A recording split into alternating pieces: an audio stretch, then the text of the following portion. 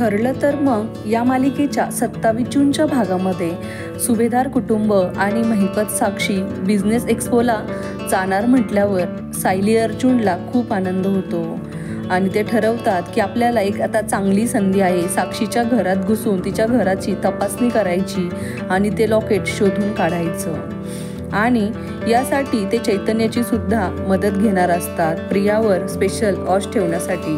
तर दुसरीकडे प्रतिमा गजरा बनवताना छान गाणं गुणगुणत असते। तर रविराज म्हणतात म्हणजे आता औषधाचा परिणाम व्हायला लागलाय आणि तुला थोडं थोडं आठवायला सुद्धा लागलंय। पण हे ऐकून नागराजच्या तर पायाखालची जमीनच सरकते आणि तो म्हणतो की आता त्या डॉक्टरांच्या नाही तर नागराज आणि प्रियाच्या गोळ्यांची आता प्रतिमाला खूप गरज आहे आणि म्हणतो की लवकरात लवकर त्या गोळ्या मागून दिल्याच पाहिजे। तर दुसरीकडे रविराज प्रतिमाला म्हणतात की मी पूर्वीसारखं तुला आता दिवसभरातल्या सर्व गोष्टी सांगणार आहे। आपली जी काही जुनी पद्धत होती ती आपण परत चालू करायला काय हरकत आहे।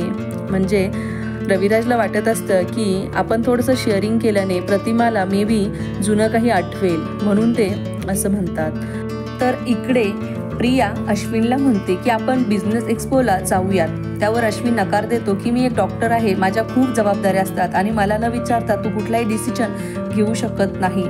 तर प्रिया मुद्दाम अश्विनवर खूप चिडते आणि त्याला म्हणते की आता तू आला तर तुझ्यासोबत नाही तर मी एकटी जाईलच। तर इकडे अर्जुन सायलीला झोप येत नाही म्हणून ते घराबाहेर जातात। तर त्याच वेळी इकडे प्रिया महिपतला फोन करून सांगते की अर्जुन सायली सुद्धा बिझनेस एक्स्पोला येणार आहेत। तर महिपत प्रियावर खूप चिडतो आणि म्हणतो अगं चिचुंद्रे तुला त्या घरात कशासाठी ठेवलंय, ते दोघे तिकडे येणार नाही याची तू काहीतरी सोय कर। त्यावर प्रिया म्हणते की अर्जुन सायलीला अडवणं एवढं सोपं आहे का आणि महिपतच्या काय बापाचं जातंय असं म्हणायला।